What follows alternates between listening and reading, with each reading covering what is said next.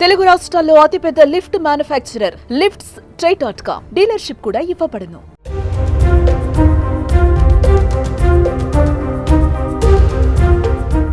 America అధ్యక్షుడు Donald Trump దూకుడు కొనసాగుతూనే వస్తుంది.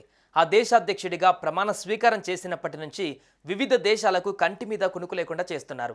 తనదైన శైలిలో పాలన కొనసాగిస్తున్నారు. అక్రమ వలసదారులపైన ఉక్కుపాదం మోపిన ట్రంప్ వివిధ దేశాల నుంచి వచ్చి యుఎస్లో అక్రమంగా నివసిస్తున్న వారిని స్వదేశాలకు డిపోర్ట్ చేస్తున్నారు. ఇప్పటికే మెక్సికో, ఇతర దేశాల ప్రజలకు సంఖ్యలు వేసి మరీ స్వదేశాలకు తిరిగి పంపించారు. తాజాగా సరైన డాక్యుమెంట్స్ లేని ఇండియన్ ఇమిగ్రెంట్స్ను కూడా డిపోర్ట్ చేస్తున్నారు. అమెరికాలో అక్రమంగా నివసిస్తున్న 205 మంది భారత వలసదారులను తిప్పి పంపాడు డొనాల్డ్ ట్రంప్.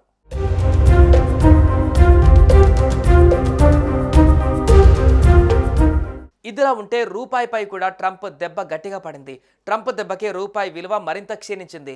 రోజురోజుకు పతనం అవుతూ వస్తున్న రూపాయి మారక విలువ ఫిబ్రవరి 3న ఆల్ టైమ్ కనిష్టానికి పడిపోయింది. చరిత్రలో తొలిసారిగా 87 దాటి పడిపోయింది.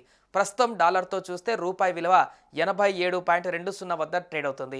అమెరికా ప్రెసిడెంట్ డొనాల్డ్ ట్రంప్ తిరిగి అధికారంలోకి వచ్చాక తీసుకుంటున్న దూకుడైన చర్యలు ఇలా రూపాయి విలువ పడిపోయేందుకు ప్రధాన కారణంగా నిలుస్తుంది.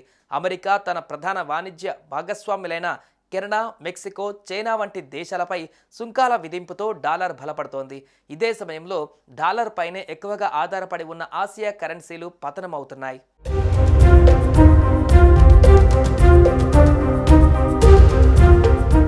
అంతర్జాతీయ వేదికలను ట్రంప్ వదలట్లేదు. ప్రమాణ స్వీకారం చేసిన 2వ రోజే ప్రపంచ ఆరోగ్య సంస్థ నుంచి బయటకు వచ్చారు. ఈ అత్యుత్తమ అంతర్జాతీయ వేదిక నుంచి అమెరికా వైదొలగడానికి ఉద్దేశించిన ఎగ్జిక్యూటివ్ ఆర్డర్ పైన సంతకం చేయడం కలకలం రేపింది. WHOకు నిధుల పంపిణీని నిలిపివేశారు. ఫలితంగా కోవిడ్ లాంటి ప్రాణాంతక మహమ్మారి వ్యాప్తి చెందినప్పుడు కానీ లేదా ఇతర అంటువ్యాధులు ప్రబలినప్పుడు అమెరికా నుంచి రావాల్సిన ప్రత్యేక నిధులు WHOకు అందవు.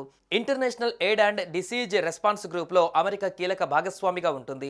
ఇందులో నుంచి అమెరికా తప్పుకోవడం వల్ల వ్యాధులు ప్రబలిన విపత్కర సమయాలలో పేద దేశాలకు వరల్డ్ హెల్త్ ఆర్గనైజేషన్ నుంచి అందే ఆర్థిక సహాయం మందగించిపోయే అవకాశాలు లేకపోలేదు. దీనికి ప్రధాన కారణం WHOకు అతిపెద్ద ఆర్థిక వనరు అమెరికానే కావడం.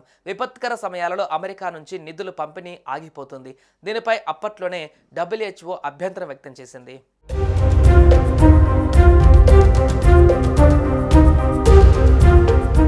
ఇప్పుడు తాజాగా ఐక్యరాజ్య సమితికి డొనాల్డ్ ట్రంప్ షాక్ ఇస్తారని తెలుస్తోంది. ఐరాస మానవ హక్కుల సంఘం నుంచి బయటకు రావాలని ఆయన భావిస్తున్నట్లు సమాచారం.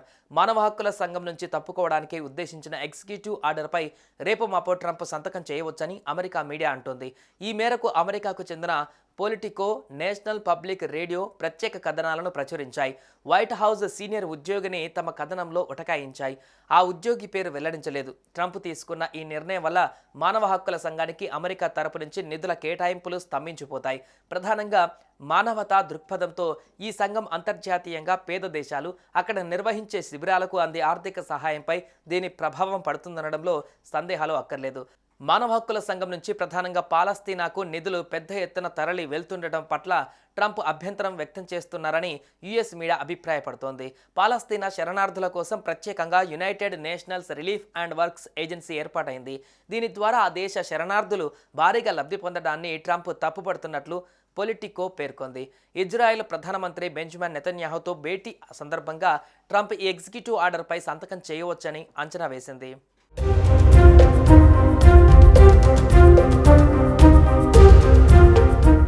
సుమన్ టీవీలో మీ పర్సనల్ అండ్ బిజినెస్ ప్రమోషన్స్ కోసం కింది నెంబర్కి కాంటాక్ట్ చేయండి.